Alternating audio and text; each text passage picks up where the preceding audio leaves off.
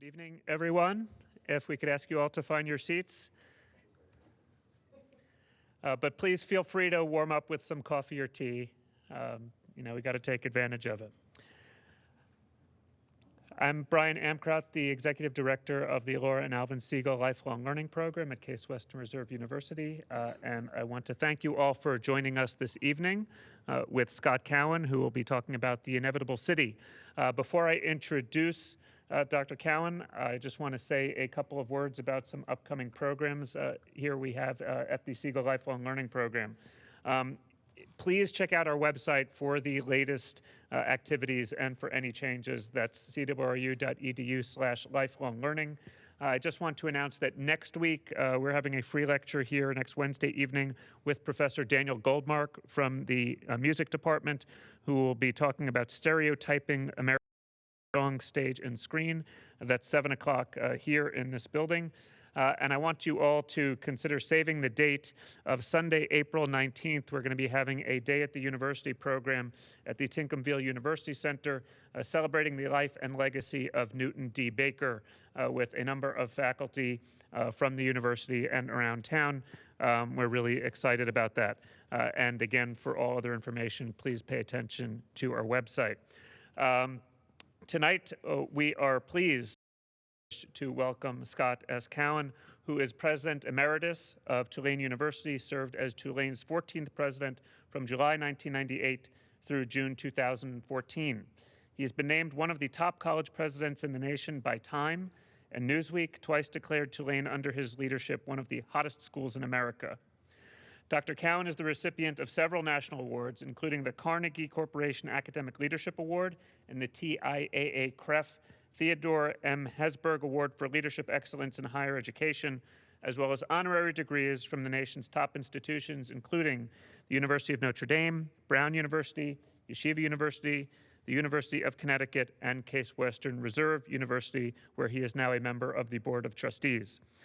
He has been a leader in New Orleans' recovery from Hurricane Katrina, which inflicted more than $650 million in damages to Tulane alone. He has been widely praised for helping to transform New Orleans public schools and healthcare system after the storm. For these and other efforts, Dr. Cowen was awarded the Times-Picayune's Loving Cup. New Orleans City Business named him one of the 30 driving forces in New Orleans in the last 30 years, and he was named New Orleans of the Year by Gambit. He's a member of the American Academy of Arts and Sciences and was a member of the White House Council for Community Solutions, which advised President Barack Obama on the needs of disconnected youth. Dr. Cowen received his bachelor's degree from the University and his doctorate in business administration from the George Washington University. So please join me in welcoming Dr. Cowen. After his lecture, there will be time for question and answer at the microphone down here. Following that, his book will be available for sale in the back. Is a very warm round of applause for Scott Cowen.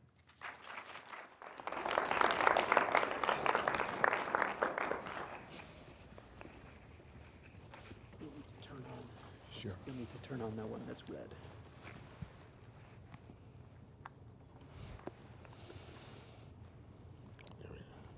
There you go. Okay.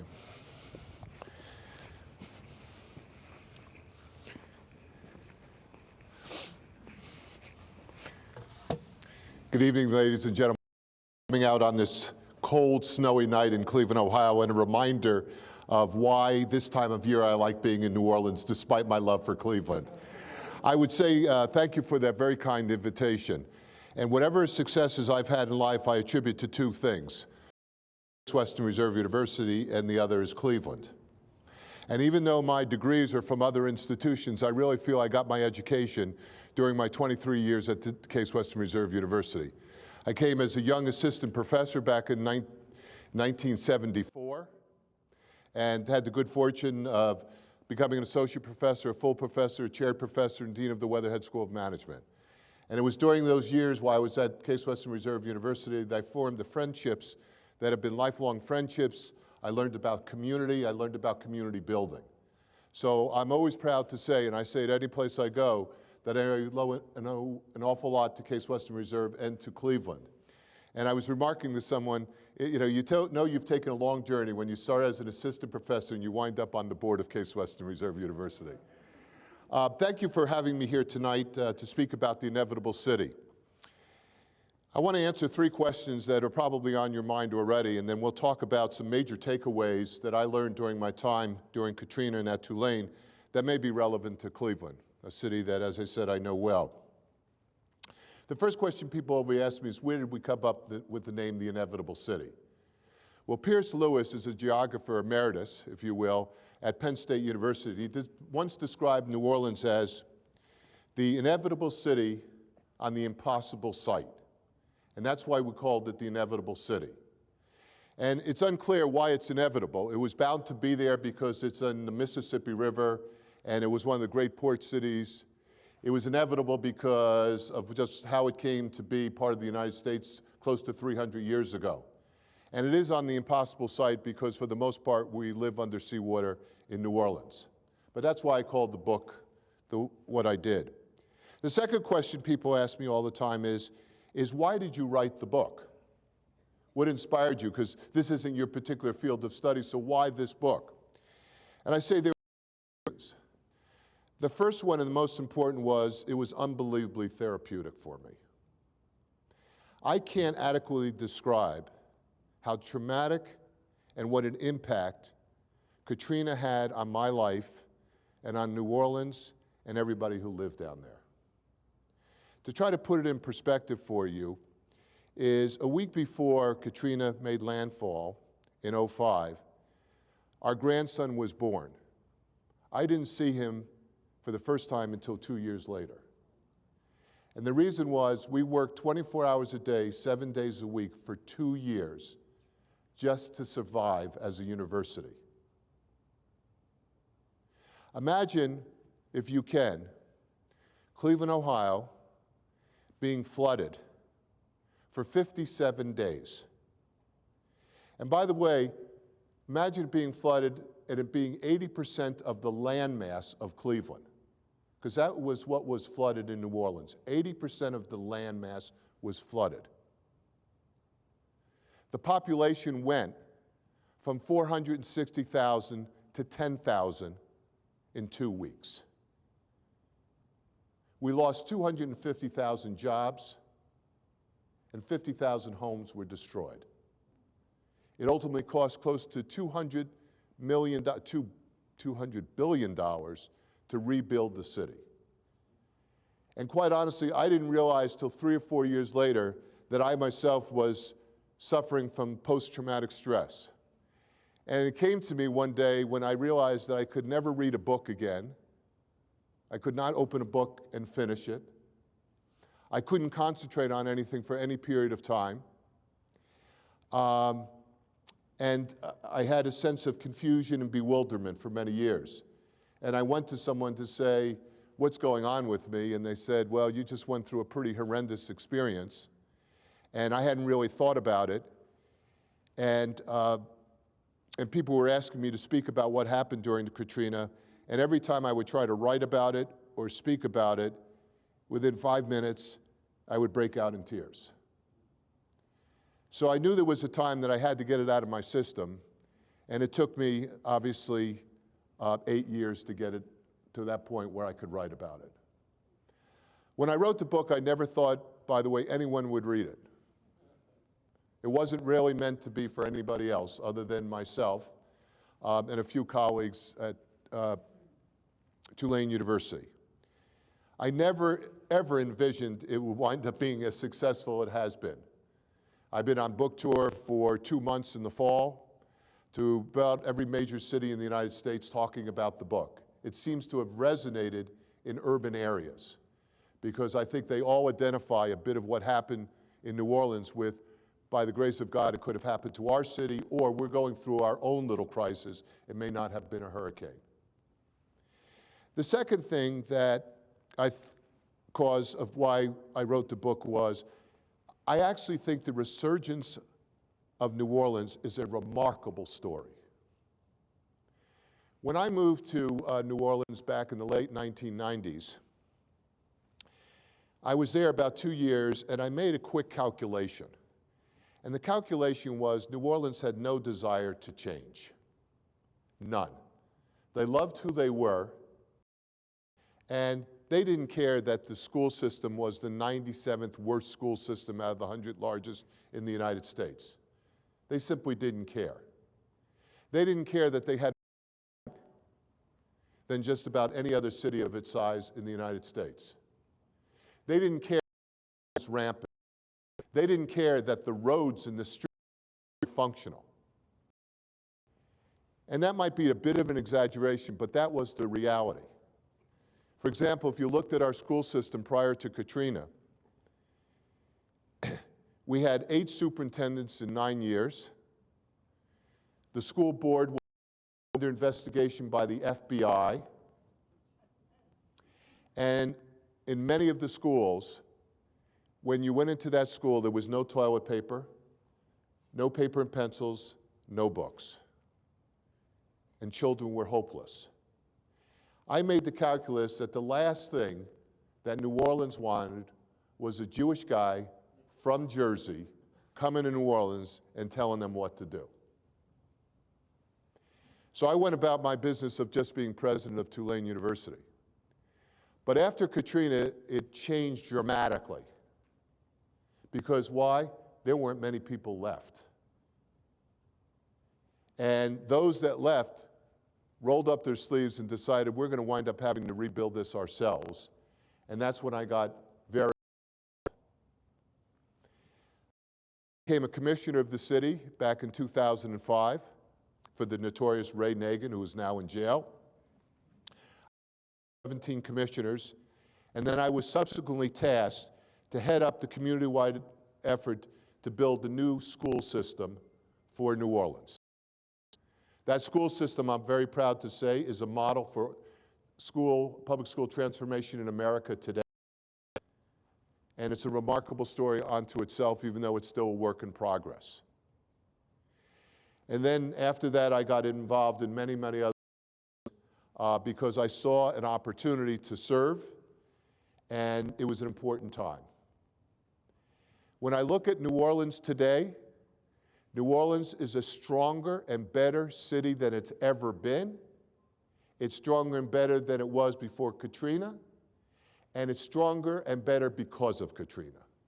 Because if Katrina hadn't happened, the transformation that has occurred in New Orleans would never have occurred.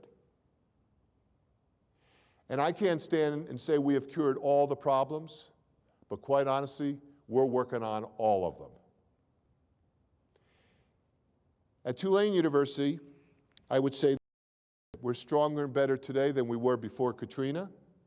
We had to go through our own transformation.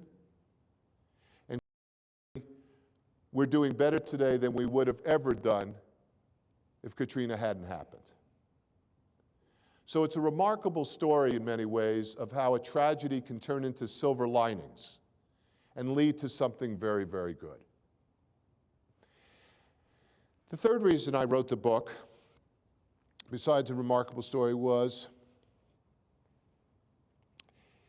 it was meant to be a book about hope.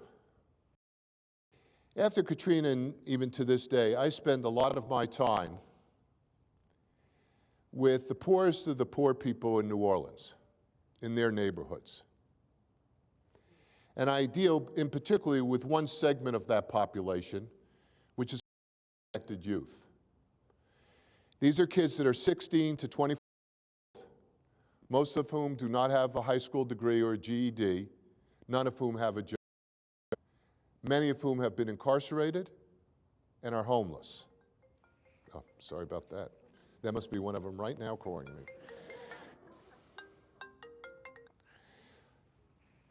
And I work with that population. I've worked with that population now for about 8 years. And what came to mind to me is that in America now, the zip code in which you live and were born probably determines what's going to happen in your life. And therefore, if some of us don't reach out to these kids in these poorest neighborhoods, what is to become of them? And if we don't do that, what's to become of our cities? So part of it was to provide hope to them about that there is a future for you if there's certain things you can do. That ultimately morphed into a large-scale program we have now at Tulane University, which is at an institute which happens to be named after me, called the Cowen Institute, where all we do is focus on youth success, both K through 12 and disconnected youth. And that book was for those kids, and I spend a lot of time talking to them about it. That's why I wrote the book. Why did it take me so many years to write the book? One is, believe it or not, being a university president's a full-time job. You really don't have time for anything else. The second thing is I wanted to speak very frankly in the book about what I saw and what I learned. And I knew in the process I was going to offend a lot of people, starting with the President of the United States, and then work my way down the food chain. So I was strongly advised by our general counsel not to write the book when I was president. And so I almost got it right, because the book actually came out 2 weeks before I officially stepped out. Even to this day, my general counsel is still nervous that someone in Washington, D.C., especially from FEMA, is reading my book and hearing about what I said about FEMA, which was obviously not very, very kind. So I waited. The second reason I waited was I had to gather my stories together. I didn't know really what would happen to Tulane and New Orleans. And you don't know in a year or 2 years, and I figured we need some distance from it so you can look at it and see what's really happening. And after about 6 or 7 years, we knew enough that the storyline was there. Now, I'll tell you just a little story about those moments after Katrina. It made landfall on August 29th, 2005. Matter of fact, we're coming up, believe it or not, on the 10th anniversary of Katrina. It's hard to believe. I was on campus. I decided to stay on campus knowing that the storm was going to come. There were about 30 of us who were on our uptown campus who stayed. And then we have a downtown campus which comprises our School of Medicine, our School of Public Health and Tropical Medicine, and there were probably 200 people down there. When the storm came through, and I remember it was a Monday morning, it was horrific. I mean, it's hard to describe what the storm was like. But after the storm passed through, I walked out the building I was in, and there was no water anywhere. 3 limbs that were down, a couple shingles from some roofs, some windows broken, and I said, you know, we have dodged a bullet here. We have dodged a bullet. And I went to my home, which was about a block from campus, and I got some stuff, and I was about ready to leave the city, and I had heard that the levees had been breached. And I didn't quite know what that meant. I mean, I knew what the word breached meant, but I didn't know the implications of it, so I decided to stay another day. And within 24 hours after they were breached, 80%, by the way, of New Orleans was flooded. And that flooded water stayed for an average of 57 days. By the way, that landmass, in case you're wondering what's 80% of the landmass of New Orleans, is equivalent to 7 times the size of Manhattan. 7 times. There's only one part of New Orleans that wasn't flooded. It's called the Sliver on the River. And it's the only part of New Orleans that is above the sea level, and the original part of the city that was populated. But as more and more people came to New Orleans, and the poorer they went to lower ground. So people in the lower 9th Ward or New Orleans East, they were completely flooded. When the floodwaters came, we lost all water, all power, all sewer, all communications, and it was August, which means it was 99 degrees outside, and the humidity was over 100. And for 6 days, in the location we were, we somehow found a way to survive. I eventually got out of New Orleans on the 6th day, and it was a combination. I took a boat. I got a golf cart, but I needed a battery, so I took a battery out of a car and put it in the golf cart. Took the golf cart. We found the dump truck that was abandoned but had the keys in it, so we took the dump truck. the Mississippi River and we hailed down a helicopter. And the helicopter ultimately to Patterson Air Base in Louisiana, and then later on to Texas. In the process, I got gas out of cars and did a few other things. About 2 weeks later, by the way, I was being interviewed on TV, as I think it was a Today Show, and someone was recounting my exodus from New Orleans. And they said, "We don't quite get this. You took a boat, you got a golf cart, and you admit that you had to get a battery for it. It's unclear where you got that battery. And then you took a dump truck, crashed through a fence, and hailed down a helicopter. I understand how a university president has these skills." And I said to him, you have to remember two things. I wasn't born a university president, but I was born and raised in New Jersey. And in New Jersey, you have skills that otherwise you don't have in other places, even Cleveland, Ohio. So that led me to Houston, Texas. And for 2 months, we set up a headquarters in Houston, Texas, and we had the whole senior team there. And it wasn't until November of '05 that we could move back to the city. The story of rebuilding Tulane is a story unto itself, and later on during the Q&A, I'll answer any questions about that. I will just simply say this, is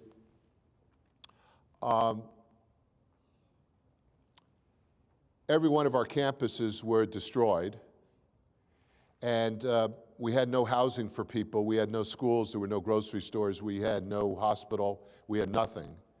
And somehow we built a village, a self-contained village, so everybody could come back. Part of that village, by the way, given where we are, would be of interest to you. We had to house 2,000 people, we had no idea where to put them. So someone had a brainstorm one night, and they said, well, not too long ago, I was on a cruise. And I noticed that there were a lot of berths in this cruise ship. Why don't we rent the cruise ship? Now, do you ever try in August to get a cruise ship within a week? So we put out some feelers, and we found a cruise ship that was in the Gulf of Mexico. By the way, this particular cruise ship was empty, it had no passengers, and it was an Israeli cruise ship. So I remember being on the Mississippi River watching this cruise ship coming down the Mississippi River, and it has, of course, the Star of David all over it. And I'm saying I said to, what have we done here? I mean, this is unbelievable. So the ship comes up the Mississippi River, I go on, nobody speaks English, it's only Hebrew. But, you know, we were able to make it out. But the funniest part of that story was, I got a call later that day from a reporter in New Orleans. And they said, we understand that there's an Israeli ship that's coming down the Mississippi. And I said, that's true. And the reporter, I'm not making this, said, are the Israelis attacking New Orleans? And I said, you know, the Israelis are very smart, and quite honestly, there's better fruit to be attacked than New Orleans. But those are the kinds of things we did, and later on, as I said, I'll be glad to describe them. Reflect back on the last, really, 9.5 years now. There's 5 major takeaways from this, all of which I think are extremely relevant to Cleveland. Because having lived here for years, you have to remember when I came to Cleveland in the 70s, Cleveland was the mistake on the lake, and we were an embarrassment. We were in the toilet, and somehow we got ourselves out of it, you know, in the 80s and the 90s, and then quite honestly began to drift down again and are now coming out of it yet again. So I was used to this ebb and flow. So here are the 5 major takeaways. Major takeaway, how do we set community priorities? Seems like a very simple one, but every I know in America has unlimited needs and very limited resources. So how do you decide where to set the priorities? One of the tasks when I was a commissioner was the priorities for the community. And there were 7 that we set out. And I'm not going to mention all 7 of them, but I will mention the first 3. The first and most important priority for us was to rebuild the levee system or the flood protection system. Because our feeling was, by the way, if we didn't do that, why would anybody come back? Because another storm's going to occur. And by the way, we never referred to Katrina as a natural disaster. We always referred to it as a man-made disaster. Because the responsibility for the levees and the flood protection system belongs to the Corps of Engineers, not to the city and not to the state. But for years, the Corps had ignored what we already knew, that that levee system was very weak, the barrier islands had been destroyed, and so had the. So there was no more protection anymore. When a hurricane came in, it used to hit the barrier islands, it would hit the wetlands. By the time it hit land, and the levees, it was weakened. That doesn't exist anymore. And that's another story unto itself about what environmentally has happened in the state of Louisiana and in the Gulf in that area. That was our number one priority. 9 years later, $15 billion of restoration to rebuild the levee system. And by the way, we have to spend another $90 billion in the next 50 years to really have the protection we need. Some of you might have seen an article in the New York Times where in Louisiana, we lose the equivalent of a football field every hour to water. Every hour we lose the equivalent of a field to water. You don't have to be a rocket scientist then to project how many years it will be before Louisiana really becomes just water. And the only way to do that is to rebuild the barrier islands and the wetlands, $90 billion. Who is to blame for that? I think it's pretty clear that the oil companies are to blame for it. And I could explain in great detail why that's the case. And where the funding will come remains to be seen. Some of it now will come from an act that was passed not too long ago, that a percentage of the revenue from the oil rigs that are out in the Gulf and so on, part of that revenue will now come to the state of Louisiana, where that was not the case before. The second priority we had was to rebuild our public education system. And that was a simple one. I already told you that we had one of the worst systems in America, and quite come to the belief that if you do not have a great public school system, you will never have a great city, period. I am so delighted we made that our second priority, because that is really what is transforming what's going on. The third priority for us was land use. We had to decide, what do you do with the lower 9th Ward that got totally, do you rebuild in the lower 9th Ward or not? You can't imagine the controversy about land use. We had to make those decisions. And issues of racism, social engineering in New Orleans, that white people were trying to get rid of the black people or the poor people because they refused to rebuild in certain areas. But whatever the priorities are, the first thing is, do you have them in your community? Are they crystal clear? And is everybody taking the rare resources, their time and their dollars, and in fact, devoting them to those particular priorities? I can say in all honesty, that's going on in New Orleans right now. That's the first takeaway. Do we have the priorities? Are they really in the right order? And do we have the resources? Second major takeaway, never count on the political system or politicians to fix your city. The federal government failed us, the state government failed us, the city government failed us. Politicians come and go.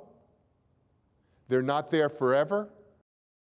So the only way we can build our communities and our cities is if we do it ourselves. You roll up your sleeves and you do it individually and collectively and use what we call collective impact.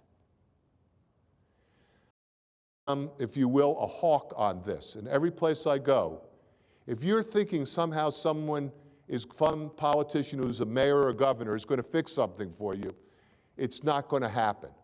And it's not going to be sustainable. So we got into this entire notion of empowerment and civic engagement.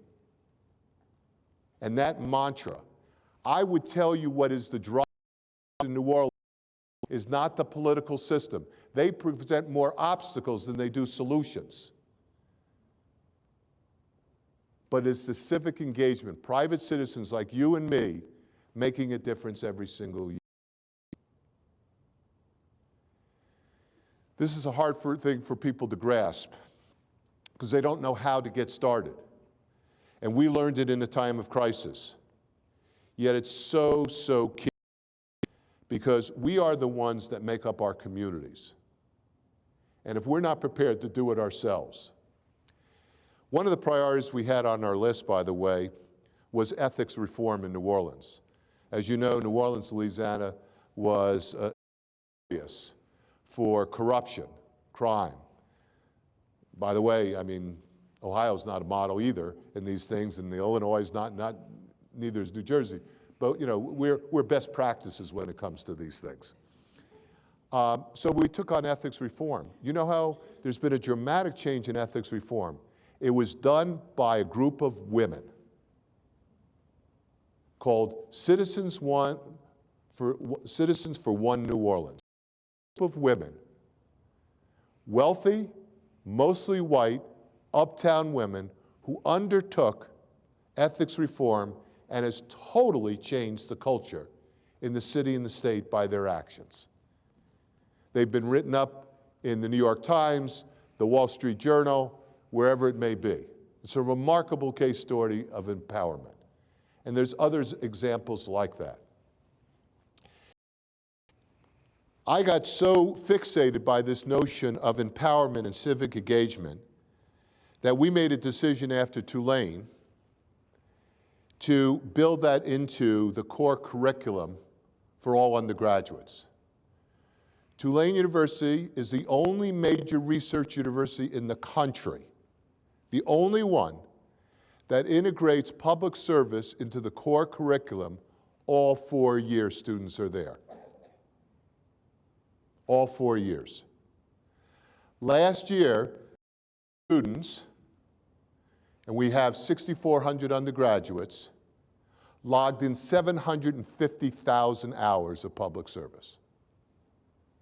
And they get course credit for it. They also do it as part of volunteerism.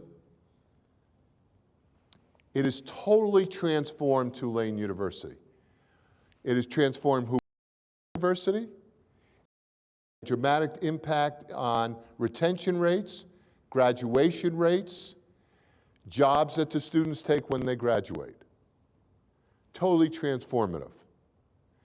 And we came to believe that at Tulane University, one of our largest tasks was to develop the next generation of engaged citizens and leaders of the world.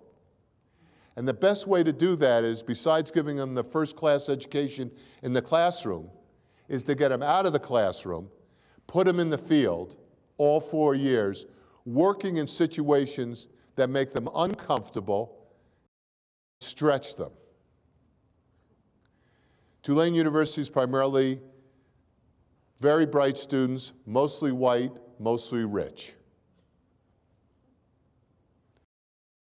But these kids are working in every single neighborhood in New Orleans, and now they're around the world. So this notion of empowerment and civic engagement is so real. By the way, I learned that lesson right here in Cleveland. That's where I learned it. I learned it from people who constituted Cleveland Tomorrow back when it was originally formed. I saw what a group of people coming together can do when they want to change a city. So those basic lessons were learned right here. The only question is, how do we extend that? By the way, why is this so important to our students? You know, various studies have shown that about 50% of learning in college takes place in the classroom. The other 50% is outside the classroom. So the more we can organize the out-of-classroom experience, the better off we are. The second thing we learned is, quite honestly, just because you're A students doesn't mean you're going to be successful in life. Give me an A student who has very high emotional intelligence, and then I'll give you a winner. Matter of fact, give me a C student who has very high emotional intelligence, and I'm liable to find you a success in life. So what can we do as institutions to enhance emotional intelligence? So the second takeaway, empowerment, civic engagement, and it's all of our responsibility.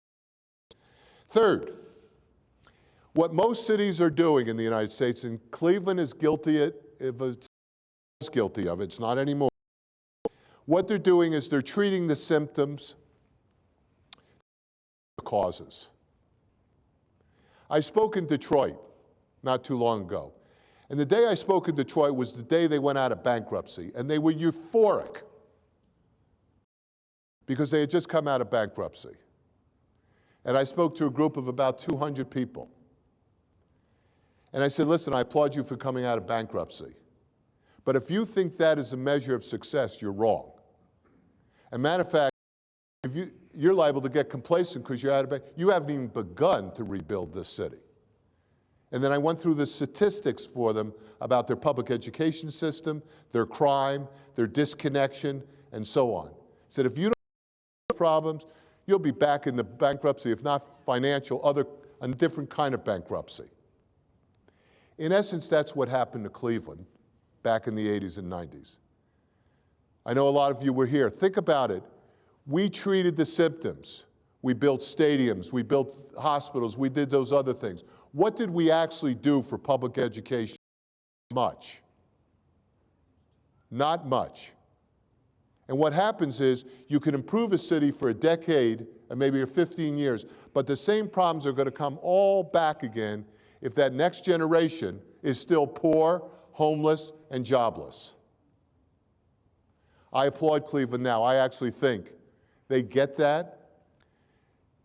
The issue with Cleveland, in my view, is they're not doing it at scale. They're doing it at the margin.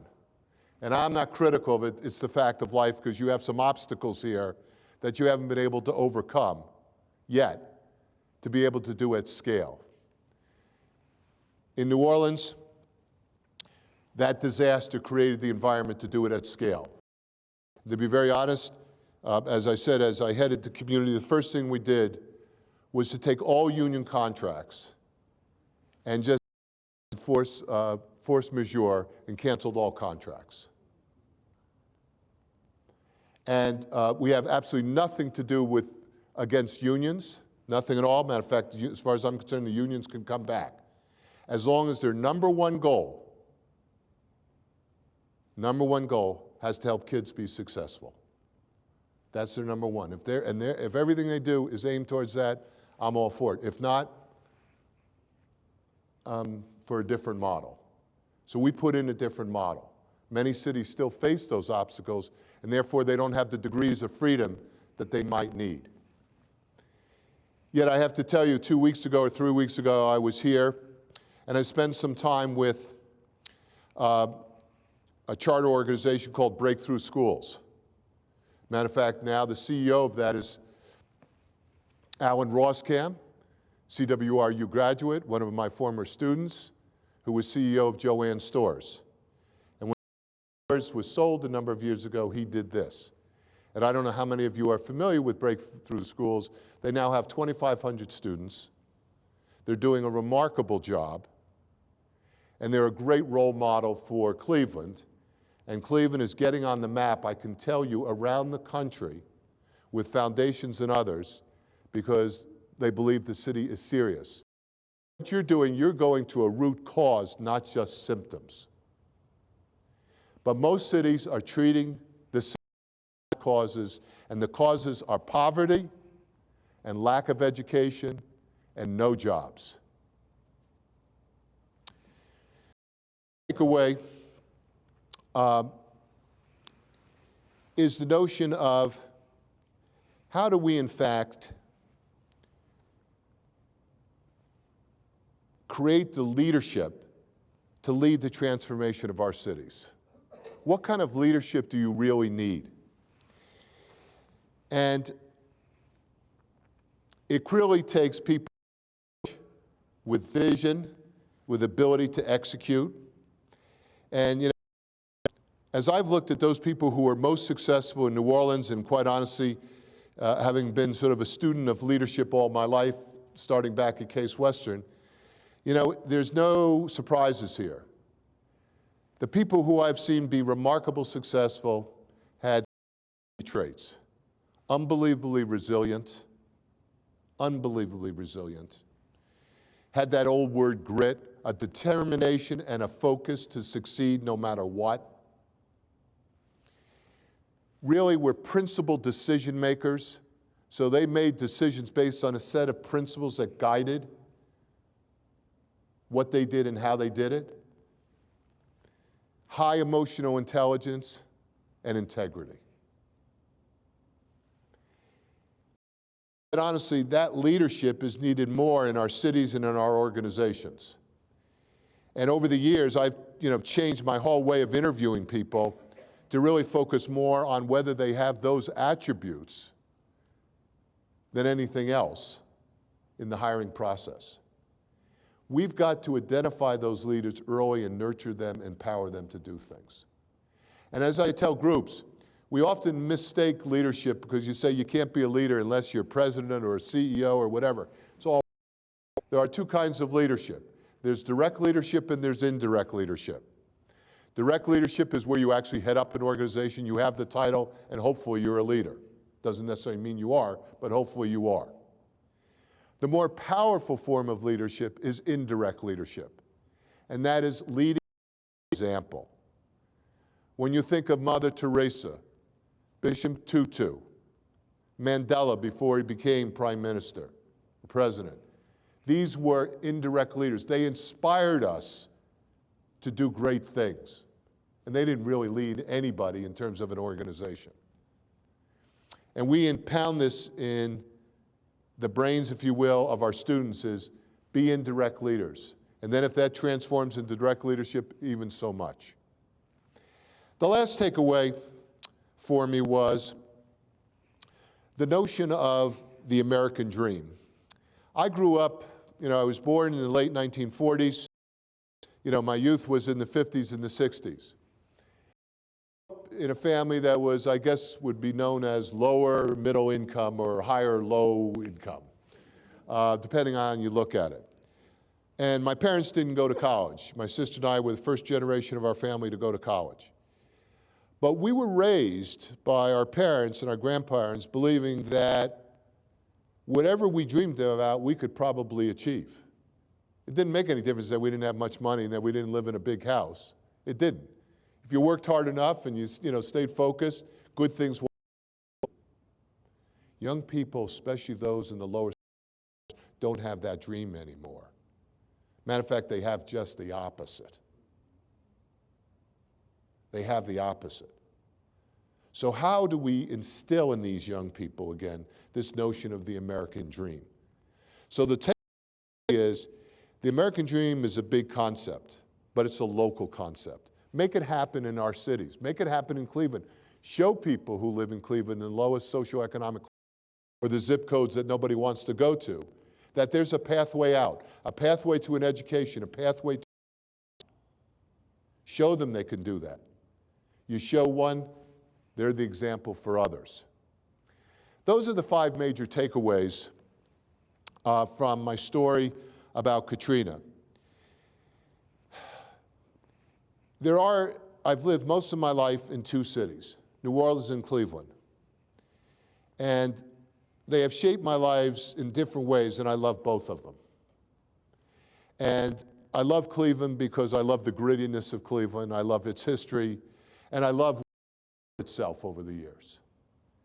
And even though my major residence is in New Orleans, I'm trying to find a way that I might be able to help some way in Cleveland. And I'm sure it's going to be in public education or disconnected youth, because that's where my passion is. And then New Orleans, I will continue to do it. You know, when you've almost lost something, which we almost lost our city, and almost lost our university, you take tremendous pride and you say, I'm going to make a difference and I'm going to stay with it. We all made decisions after Katrina. Do we stay or do we go? A lot of people left. By the way, that population of the city today, I told you, was about 480,000. Before Katrina, it's 375,000. 100,000 people never returned. And they found a better life someplace else. But those who stayed really got committed to it. So the hope of our cities and our urban areas really rests with you. And if you don't have the will and you don't have the desire, don't look for somebody else next to you. It has to be you. And what you're capable of doing, you have no idea, but I saw what good people, ordinary people, are doing extraordinary things in New Orleans. And what I want is for Cleveland to continue the progression it's in, so we can also say about Cleveland, it's a model urban area that other urban areas around America should be studying about how to do these things. Thank you very much.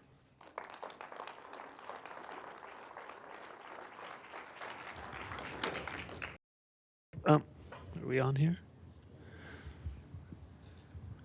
Please, if you have questions, come up to the microphone. Could they just stand up and yell loud? Or you could stand up and I'm sure Scott will That will save them the trouble. and I'm sure Scott will repeat the question. So please, Scott, if you could just repeat the question. Sure, I will, please. Yes, sir. Scott, can you tell me what you did at Tulane to get the kids back into school? I know that you had some. I remember the story, but it's so long that you had some relationships with other universities and colleges. Yeah, what happened was in the fall of '05, we was closed down. By the way, the first American university of our size and stature to close down since the Civil War. Think about that. Everybody wrote us off. They said we would never come back.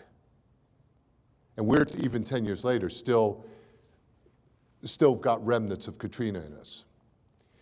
But here's what we did. About 2 weeks after the storm, I got on the phone one day with the heads of the higher education authorities in America. There's about 7 or 8 of them. And I said, listen, our kids don't have any place to go to school. Same for Xavier University, Loyola University, not just Tulane. There's some things you could do to help us. First of all, would you, to all the colleges and universities, to accept our students? Let them come in the fall of '05 so they can continue their education. The second thing is, don't charge them tuition. Let them come for free. But we're going to charge them tuition.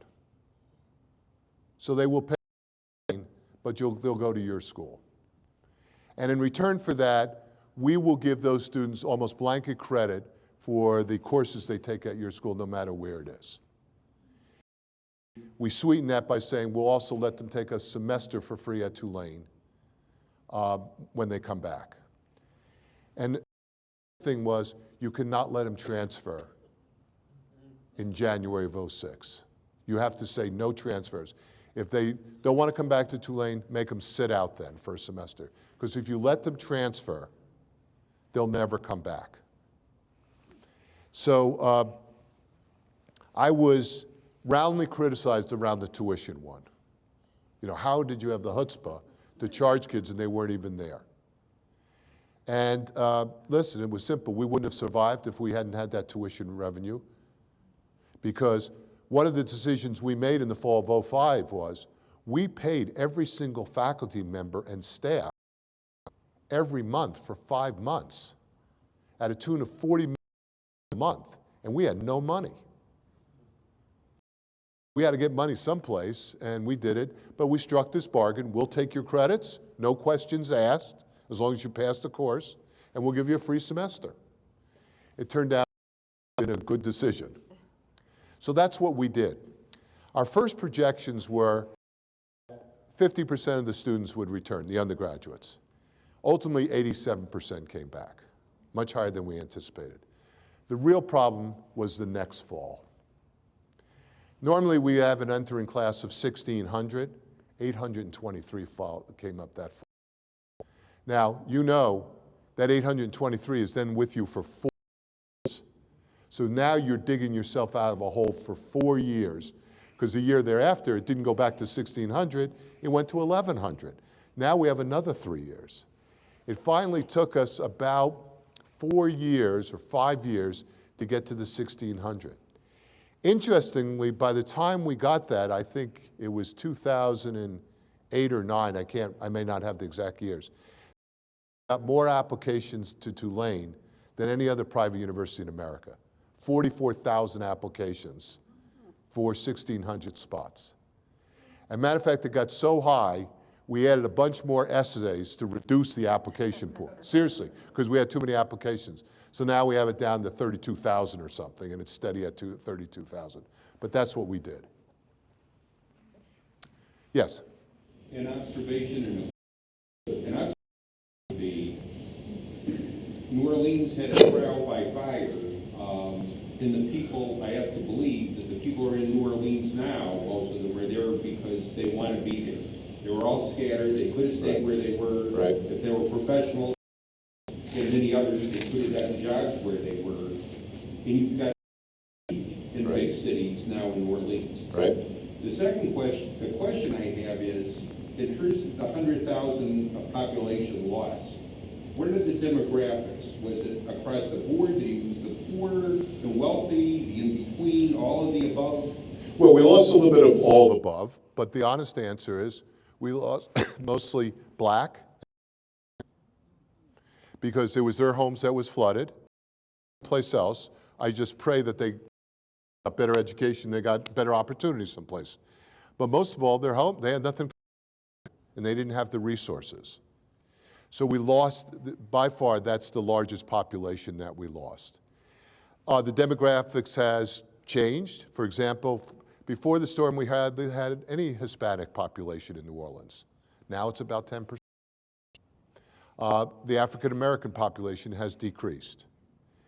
The age of the population has gotten much younger, because this is a mecca now for young people. Because what's happened because of what we've gone through, it's created a culture of innovation and change which just attracts young people like crazy. So the demographics had changed, but without a doubt, it's the poor, it's the black that primarily didn't come back. Yeah, Don? The mayor was such a hero, supposedly, after Katrina. Was he never a hero? Or? He was never a hero. He was an idiot. So let me tell you the story of Ray Nagin. And I'm obviously being flip. When Ray first ran for mayor, we all got behind him. He was not a politician. He was a businessman, fairly successful. He just came across as a breath of fresh air. So we all got behind Ray. And his first 2 years in office, Ray did a very, very good job. This is before Katrina. About the third year, we began to wonder, well, does he have a game plan beyond what he did in the first 2 years? So does he have a vision? Does he have a game plan? And we began to wonder about the quality of his staff. So we were starting to ask him questions. When I say we, there's something like the Cleveland Tomorrow or the Business Council, we call it in New Orleans.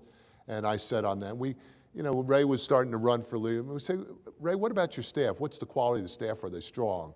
And we weren't getting the right kinds of answers. And then we said, well, what's your game plan? So if you have another 4 years, what's it like? And Ray had a hard time articulating on what that was. And then the storm happened.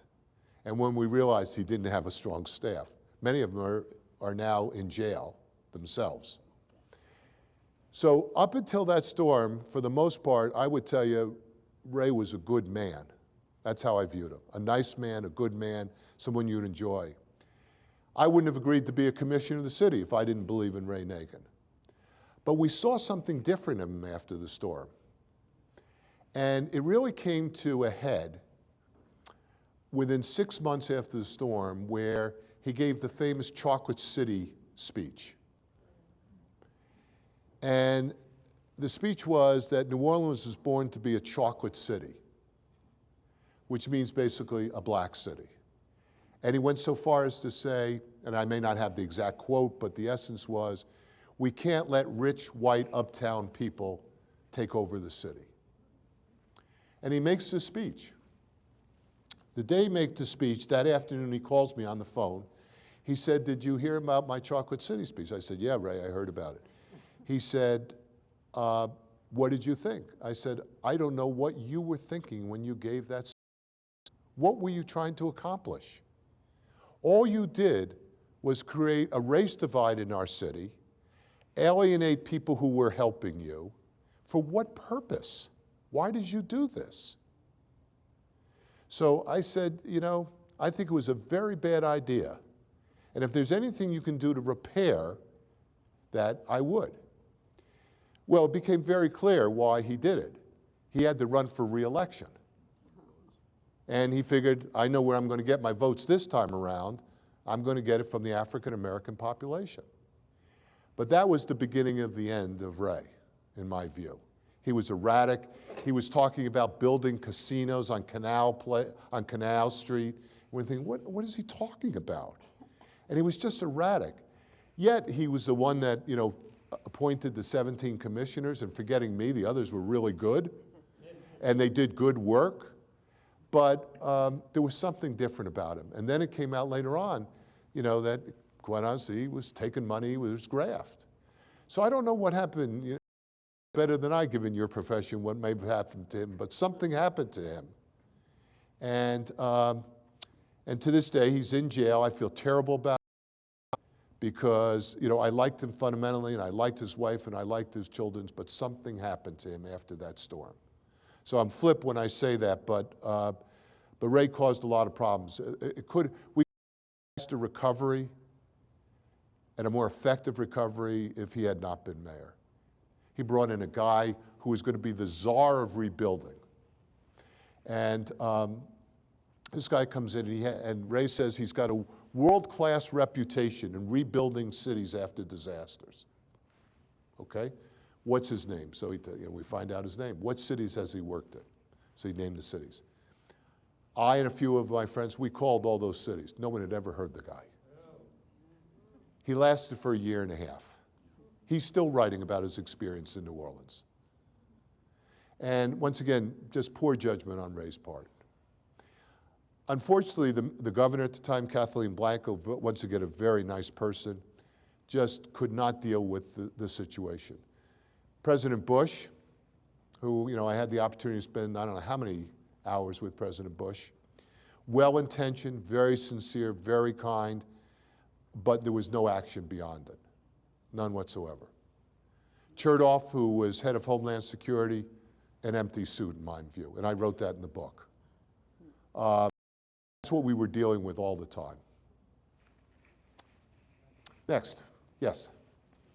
My daughter went to New Orleans as a high school student after Katrina, and she actually spent her freshman year at Tulane. Good. And it's an amazing college, and it's like no other city that I've ever been in America. And one of the things that got addressed, obviously, is education. Katrina gave everyone the chance to start with a clean slate. Yeah. And you talk about the youth and hope and your parents. Most of us get it at the local, quote-unquote, right. local family. And so as the best and the brightest of minds were developing an educational system for a generally poor population, poor minority population in New Orleans, what has been done, strategies to get the parents really involved, knowing that there are barriers that parents have, that it's not necessarily that they don't care, Yeah. it's not necessarily culture, it could be Yeah. a lot of things. So what, Sure. what have you done? So the question is how have we gotten the parents involved in public education where their sons and daughters are? First of all, you have to know that of the public school students in New Orleans are in charter schools, 92%, which means virtually everybody. The second highest in America is Detroit. Third highest is DC. Detroit's about 42%. The reason I mention that is we then created a series of nonprofit organizations. When I say we, the general community. And Tulane actually created a physical incubator to house all of them. And we have one called New Schools for New Orleans. And what New Schools for New Orleans is, it just focuses on all the things charter schools need to do to be successful. And one of the biggest things was parent engagement. So what they do is they work with the charter schools and the parents about what does it mean to be engaged in the school. What is your responsibility? How should you be treating your children when you come home? So we've taken on the notion of parent engagement as this is a group who wants to do all the right things, but doesn't necessarily know what to do and how to do it. So it's been massive education. And I would just ask, are there any kind of metrics that we developed to measure how successful? I would say none that are terribly sophisticated, other than, we know the number of parents that are involved in the schools. We know the nature of their involvement, but we don't have enough longitudinal data to really draw any particular conclusions, but we will over time.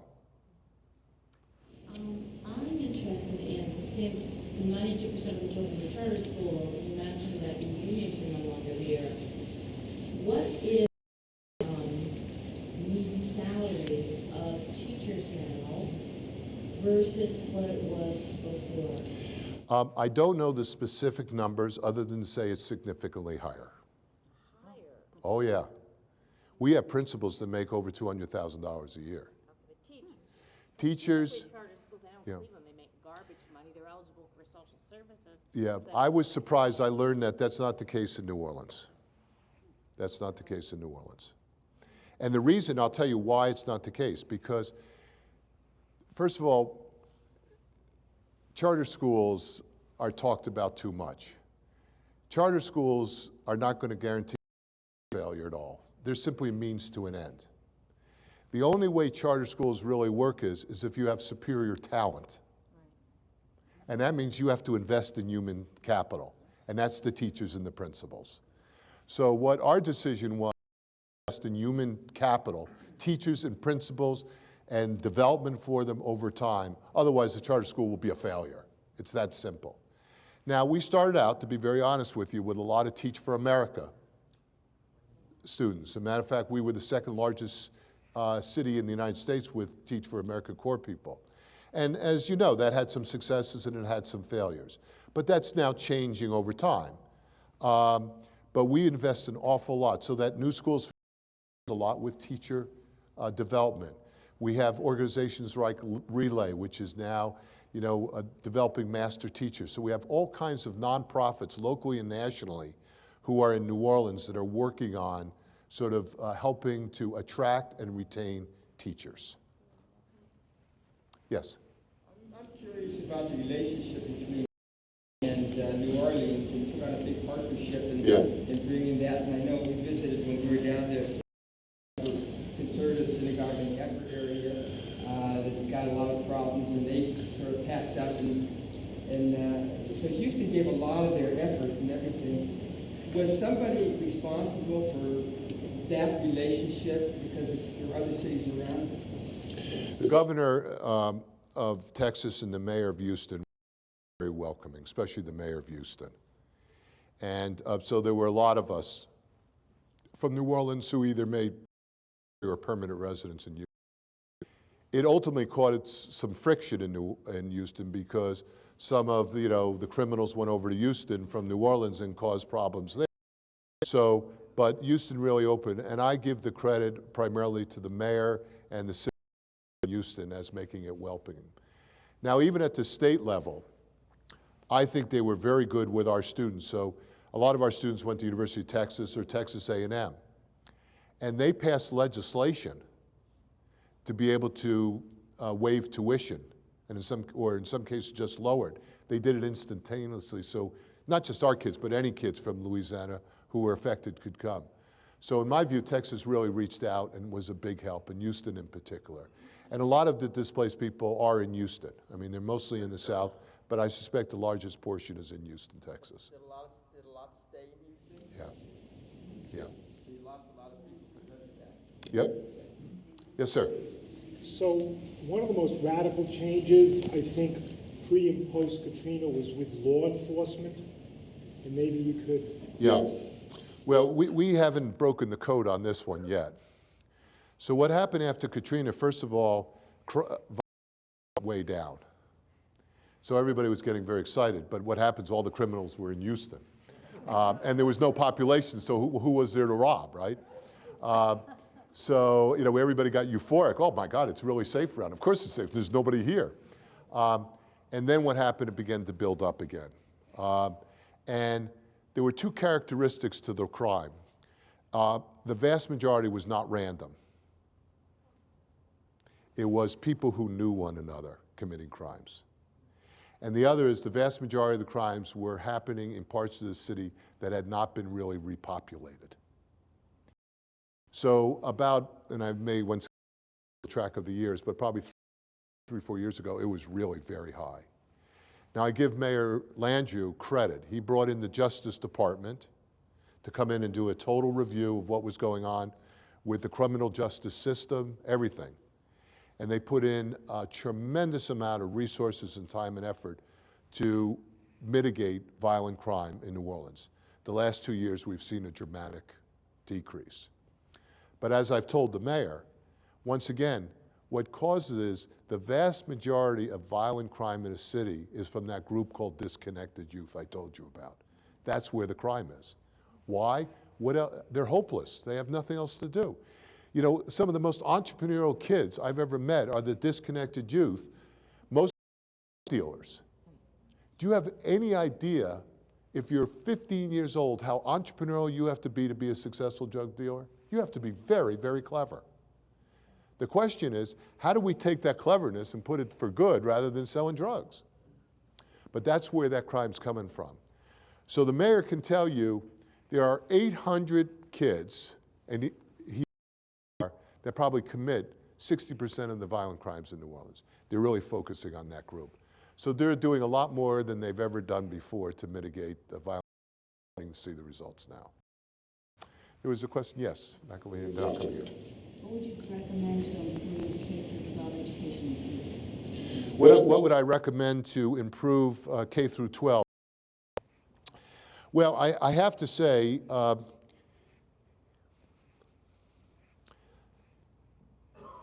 I am a big proponent of autonomous schools. Now notice I'm not using charter schools, autonomous schools. And what I mean by that is pushing decision-making down to the local level, to the principals and the teachers in the school, because they know best who their kids are and what those kids need. So I believe in autonomous schools, so more of that. In taking more of the dollars that we allocate and not using it for central administration, but putting it at the school level. So look at how much of each dollar is being focused on supporting some bloated central system versus being put down in the school. That's the second thing. The third thing is massive investment in human capital. I've never met a teacher who didn't want to be very honest. Maybe some of you have. I haven't met those. The question is, do they have the tools? Do they have the toolkit to be good? And are they appropriate? So we've got to support them. So I think investment in teacher development is very, very important. And that's the third thing I would do. So those are at least 3 things that I would do in the schools. And I would also, we made a mistake in New Orleans initially, and I take total responsibility. We defined success as making every kid college ready. That was a huge mistake. What we should have said, and we've changed it, college or career ready. And also invest very heavily in vocation and technical schools. Because let's face it, not everybody wants to go to college, nor should they. But we need more plumbers, electricians, and we should honor them, reward them, and give them opportunities. And I'd invest a lot more in that. So there are more pathways than just the traditional school, that's really focused on turning kids out to go to college. Those are just some things I would do here. Yes? What has been the net effect, loss or retention of senior research scientists at the university and the medical school? I haven't seen any dramatic. After the storm, we lost a couple. That, when I say a couple, that is what I would consider highly productive people that we didn't want to lose. We lost 2 or 3, one of which was a Nobel Prize recipient. And we've seen research dollars go up ever since.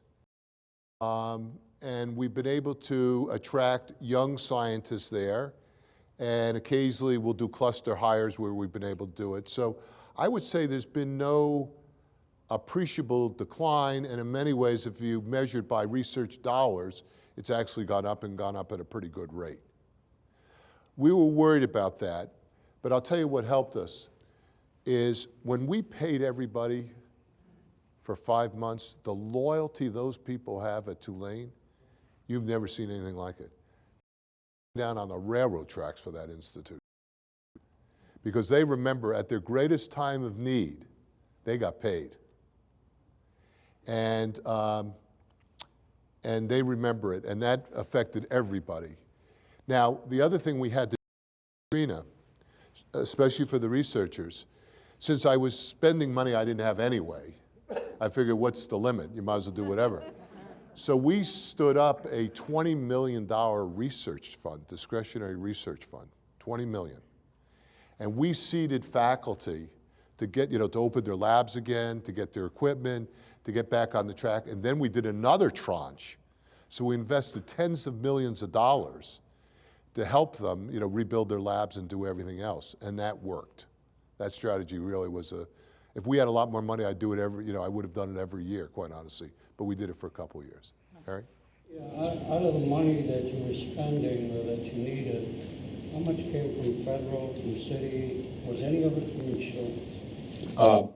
We wound up recuperating about, don't hold me to the exact number, but about 250, 275 from insurance out of a possible 500 and 550. The insurance companies, with 1 or 2 exceptions, were terrible.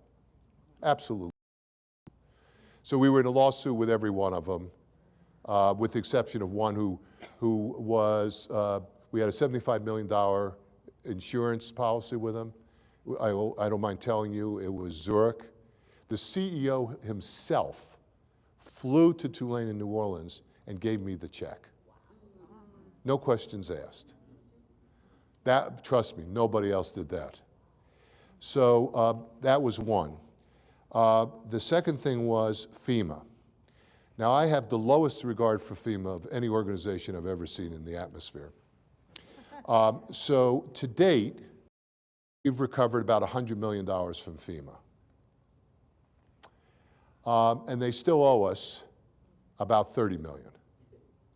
But what happens then with FEMA is, after so many years, the Office of the Inspector General of Homeland Security comes at everything they gave you, and then they want it all back. Because they say, well, they actually didn't follow the rules back then in Katrina, and you owe everything back. Now, I'm exaggerating a little bit, but not a lot. So we have been in dispute with the Department of Homeland Security, and I should say the Office of the Inspector General. I want to be very careful here, which is different from FEMA. In dispute for 3 years now, because they want money back, and when we say no. And it's been 3 years. We've probably spent $3 or $4 million on legal fees. Can you imagine this? Just trying to keep money that was given to us that FEMA approved years ago. The other source was there were some government grants that came through. There was some philanthropy. We got some very significant gifts from the Middle East. They were given, no strings attached. It came and there were literally no strings attached to it. But I would also say We still have $100 million of debt on our balance sheet that is still attributable to Katrina that we pay off, probably $100 million. Yes? Sort of following up on that, Scott. Fascinating. They fell into two camps, believe it or not. One camp is, what can we do? We'll write checks, we'll do anything in the world. The other is, you're toast, what's the point of giving you any more money? They fell into two. I never believed that alumni would just write you off and just say, what's the point here? And they were a minority. So a lot of alumni stepped forward and did good things for us. Some sidelines and waited a few years and then jumped in. But then there was a group that didn't. Now, I have to say, we made some unbelievable controversial decisions about the university. We restructured the university after Katrina. We had to because because of the reduction in the number of students, we were projected to lose about $100 million a year if we didn't restructure. So we did what most people that back then labeled it as the largest restructuring university that they'd ever seen. And we took out $75 million out of the budget in 5 months. We terminated tenured faculty. We closed down departments. We reorganized schools. We did everything. The AAUP, censured the administration. We were in, and they're right up there in the book with me with FEMA. And this is how absolutely insensitive that group is. They come and they hold their hearings about whether to censure us. And by the way, all the universities were censured, not just Tulane. What date? August 29th the following year, the anniversary date. They come to New Orleans to do their field work. And then they censured all of us. We didn't give a damn. I mean, we said, fine, we'll stay on the censure list forever. And I would tell all of you, in our academics, it made absolutely no difference in our life. This great threat that faculty were going to leave in droves, nobody left. Faculty weren't going to come. Nobody ever said they're not coming because most didn't even know what the AUP was. So we went through a lot of stuff. The reason I mention that in itself disenfranchised some alumni. And I always said to the university, don't worry, when I retire, they'll come back, but I have a greater hypothesis. And I don't know if they do it at Case Western. Those that complained the most, least to the university. So we used to, when they would write these ugly letters, I would give it to development and tell me what their lifetime giving record is. And it was unbelievably low. And you just say to yourself, well, what's going on here? Occasionally you get a big donor who does it. And so, you develop a thick skin. I mean, my kids, it was funny afterwards. They'd say, Dad, do you have any idea what people are writing about you on the web? And I said, I can only imagine. Do you want us to read it to you? I said, no, I don't want you to read it to me. What's the point of reading it? And people can be unbelievably cruel, and you have to have a thick skin to do it. I think that's where my Jersey background was helpful to me. Yes, sir. To that point, okay. I came here in '97 from Chicago and joined Weatherhead, and I blinked and you were gone. See, that's why I had to leave. Well, that's kind of where I'm going. And we blinked again and you were at Tulane. We blinked again and there was Katrina. Have you ever had a sense of destiny? That's a very interesting, the answer is yes. Believe it or not. This sounds crazy. It really does. I remember when I was thinking about taking the job, I had spent, virtually my entire career at Case Western, loved it. The university treated me very well. And I had been offered 2 presidencies in the 1990s and turned them down and decided I didn't want to be university president. And when the Tulane job came open, the only reason I interviewed for it, little known fact, Mrs. Weatherhead of the Weatherhead School graduated from Tulane. So she said, would you interview for the job? Just do me a favor. So I figured, I'll go interview because they're not going to pick me because I'm a business school dean, so I'm a Philistine. And, it's an AAU school, and they just don't pick business school deans. and they still have never. Not just Tulane, any AAU school doesn't. Never figure that out, but you know. So I went down and I interviewed, I was one of 10 people, and I said to my wife, don't worry, it's not gonna happen. And what they're gonna do, they're gonna narrow the 10 down to 5. And if I happen to be in that 5, I'll bow out. Well, they did something very unusual. They narrowed the 10 to 2.